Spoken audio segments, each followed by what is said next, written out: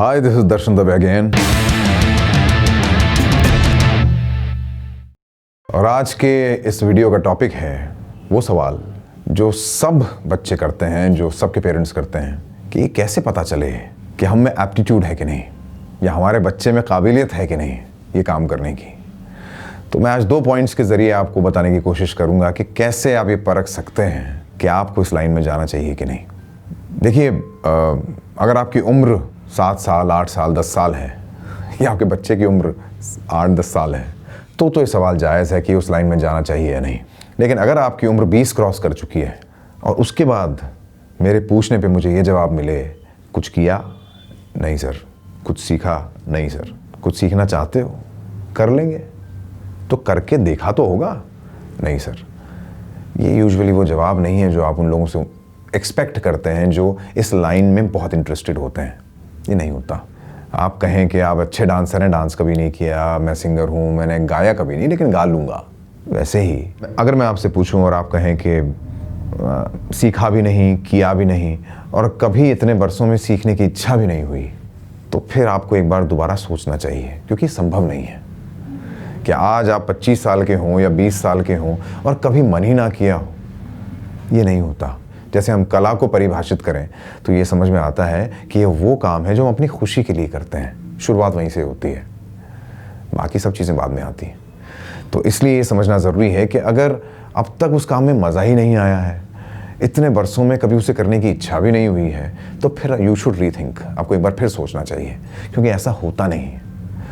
ये ऐसी चीज़ नहीं है जिसे आप मेहनत से या कोशिश करके करने की कोशिश करते हैं। जैसे कई बार होता है ना कि एक पड़ोस में एक बच्चा होता है जो गिटार अच्छा बजा रहा होता है, या पड़ोस में एक लड़की होती है जो डांस अच्छा कर रही होती है, तो पड़ोस के बाकी जितने लोग होते हैं वो भी अपने बच्चों को वो सिखाना शुरू कर देते हैं, क्योंकि उनमें क्रेज़ तो जागता है, और सब उसको महीने भर में छोड़ भी देते हैं। तो अगर ऐसा है कि आप आर्ट को सिर्फ ये समझ रहे हैं कि इससे विकास होता है और बच्चे का सर्वांगीण विकास होता है, इस तरह का कोई लॉजिकल रीज़न है सिर्फ, तो ये तो ज़रूर है कि हो सकता है उसे उसमें आनंद आने लग जाए, या हो सकता है कि उससे साइकोलॉजिकल लेवल पे, मेंटल लेवल पे कुछ हेल्प मिले, कुछ रिलैक्सेशन मिले।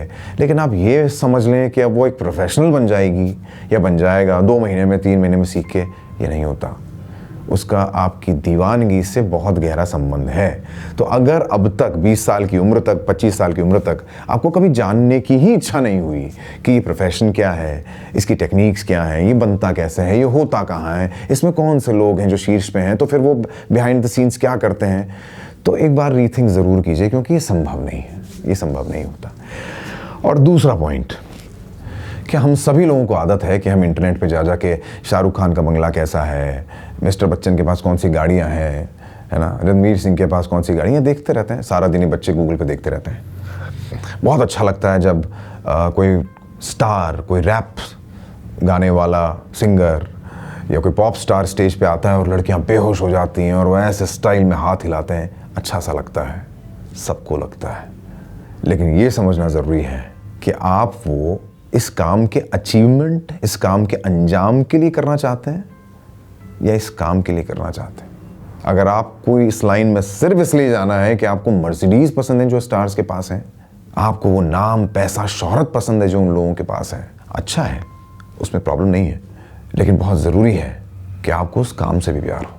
जैसे अभिनय से तो प्यार नहीं है, लेकिन इस बात से प्यार है कि मैं नामी हो जाऊं। क्योंकि बहुत से बच्चे ऐसे भी आए मेरे पास जिन्होंने आते मुझसे कहा कि सर, जैसे कुछ लड़कियां आई जिन्होंने कहा कि मम्मी पापा शादी कर देना चाहते हैं, तो मैं जल्दी से कुछ नाम करना चाहती हूँ, मैं भी ज़िंदगी में कुछ करना चाहती हूँ।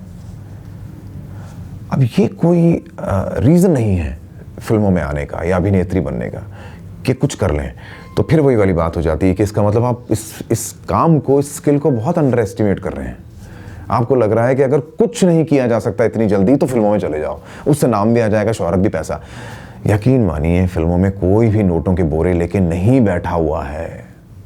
वहाँ लोग इस हद तक पर्टिकुलर हैं लोगों को काम देने के बारे में कि अपने बेटों को भी सोच के ब्रेक देते हैं। अगर ऐसा नहीं होता तो आज जितने सुपरस्टार्स हैं उनके बेटे ही सुपरस्टार होते हैं। सिर्फ ऐसा नहीं होता, क्योंकि अल्टीमेटली आप उनके लिए 2-3 फिल्म बनाने के बाद आप भी बंद कर देते हैं। तो आपके पास स्ट्रांग रीज़न होना चाहिए, क्योंकि काम पाने का मतलब ये नहीं मुझे शौक है मैं चला गया काफ़ी है। नहीं नहीं ना, काम तो तब बनेगा जब दूसरा आपको लेगा। तो आपके पास रीज़न होना चाहिए कि दूसरा आपको क्यों लेगा। तो इसलिए अगर आप ये परखना चाहते हैं कि मुझ में एप्टीट्यूड है कि नहीं, मुझे इस लाइन में जाना चाहिए कि नहीं, तो उसका एक और तरीका ये है कि आप खुद से ये सवाल कीजिए कि आपको वो काम करना पसंद है। आप सिंगर बनना चाहते हैं तो आपको गाना पसंद है, आप एक्टर बनना चाहते हैं तो आपको अभिनय पसंद है, या उस अभिनय से या उस नाम और उस शोहरत से जो चीज़ें आ जाती हैं, जो लाइमलाइट आ जाती है, जो ग्लैमर आ जाता है, वो पसंद है। अगर ग्लैमर पसंद है, अगर गाड़ियाँ पसंद हैं, तो आपको ये काम नहीं करना चाहिए, क्योंकि आज नहीं तो कल आप इसे छोड़ देंगे। आई होप आपको जवाब मिल गया होगा। फिर मिलते हैं अगले वीडियो में। Bye bye.